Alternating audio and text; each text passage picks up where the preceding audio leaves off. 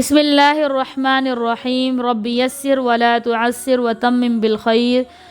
رب اشرح لی صدری ویسر لی امری واحلل عقدۃ من لسانی یفقهوا قولی رب زدنی علما رب زدنی علما رب زدنی علما۔ دیکھیں پچھلی آیت میں جو ہے ہم نے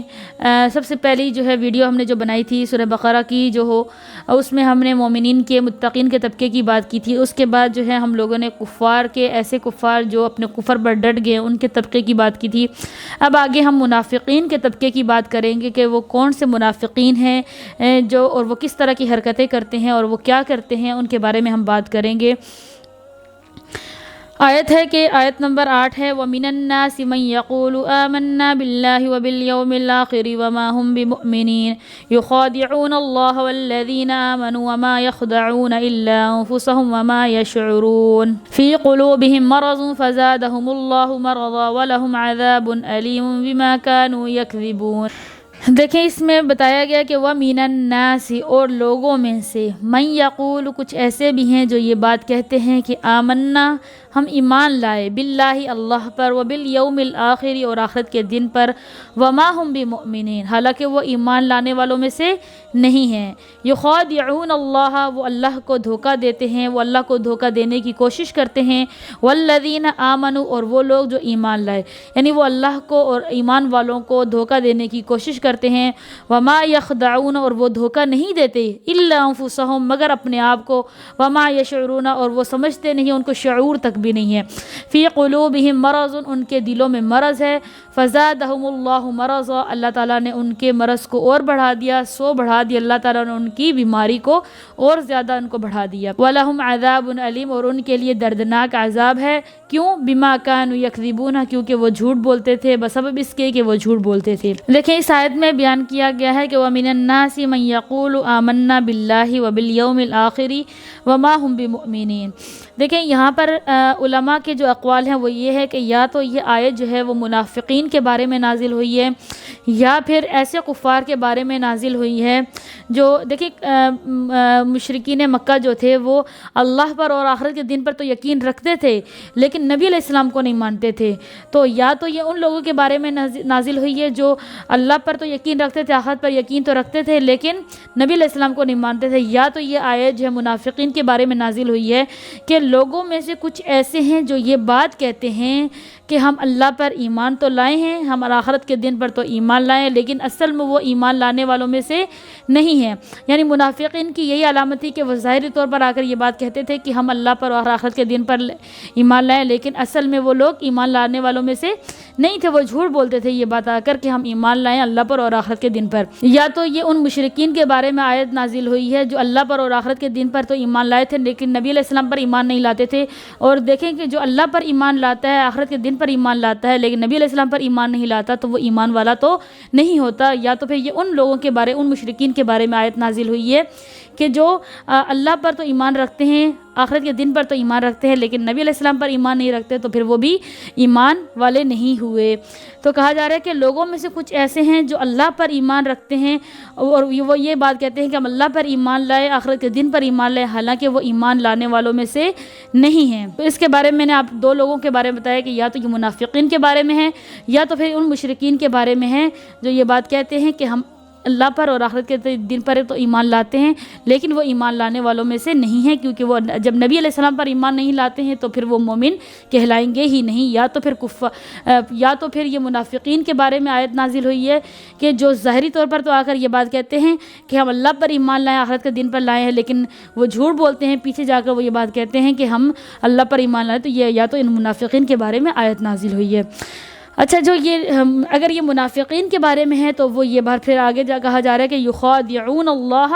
والذین آمنوا۔ دیکھیں یہ اگر ہم آیت سمجھتے ہیں کہ یہ منافقین کے بارے میں یہ آیت نازل ہوئی ہے تو ان کے بارے میں کہا جا رہا ہے، اللہ تعالیٰ کہتے ہیں کہ یہ اللہ کو اور مومنین کو، ایمان والوں کو دھوکہ دینے کی کوشش کرتے ہیں، یعنی وہ یہ سمجھتے ہیں کہ ہم جو ہے اللہ کو اور مومنین کو جو دھوکہ دے رہے ہیں، یعنی ظاہری طور پر ایمان ظاہر کر کر، اللہ پر ایمان ظاہر کر کر، آخرت پر ایمان ظاہر کر کر وہ یہ سمجھتے ہیں، اور پیچھے جا کر وہ جو ہے نا وہ یہ بات کہتے ہیں کہ ہم تو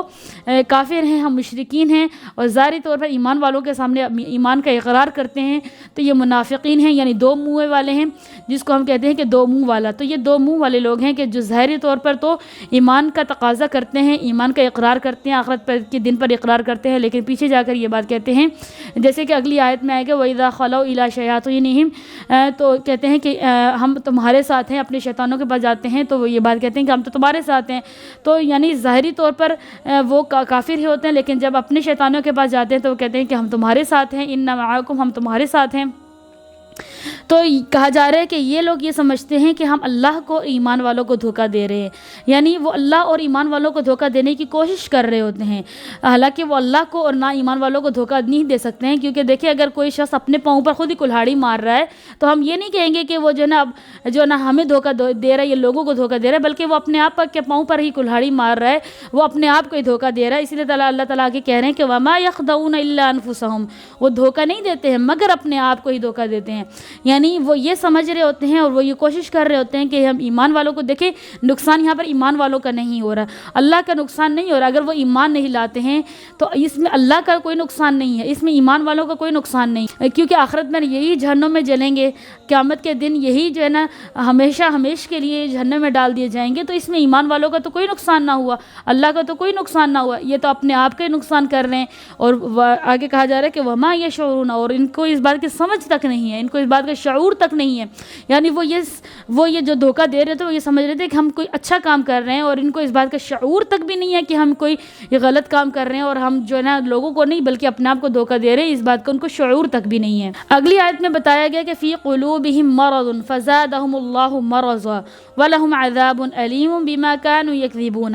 کہ ان کے دلوں میں مرض ہے۔ اچھا، مرض سے کیا مراد ہے؟ مرض سے مراد یہاں پر منافق پن ہے، کہ یعنی ان کے دلوں میں یہ جو منافق پن ہے، کہ یعنی دو منہ والے، جسے ہم کہیں گے ظاہری طور پر وہ ایمان کو ظاہر کرتے ہیں، ایمان کا اقرار کرتے ہیں، اور پیچھے جا کر وہ کیا کرتے ہیں؟ اپنے کفر پر ڈٹے ہوتے ہیں۔ تو یہ جو مرض ہے، منافق پن کا جو مرض ہے، یہ ان کے دلوں میں ہے، اور اللہ تعالیٰ نے ان کا مرض کو اور بڑھا دیا۔ دیکھیں یہ اس کی مثال میں آپ کو اس طرح سمجھاتی ہوں کہ دیکھیں اگر کوئی شخص ایمان پر ڈٹا ہوا ہے اور ایمان کا طالب ہے، حق پر چل رہا ہے، تو اللہ تعالیٰ بھی اس کے لیے آگے ایمان کے راستے کھولتا جاتا ہے اور اس کے لیے آسانیاں پیدا کرتا ہے، اور اگر کوئی اپنے کفر پر ڈٹا ہوتا ہے تو اللہ تعالیٰ اس کے کفر کے راستے کھول دیتا ہے، اور اگر کوئی متذبذب ہے، یعنی درمیان میں، نہ لا الہ الا ولا الہ الا،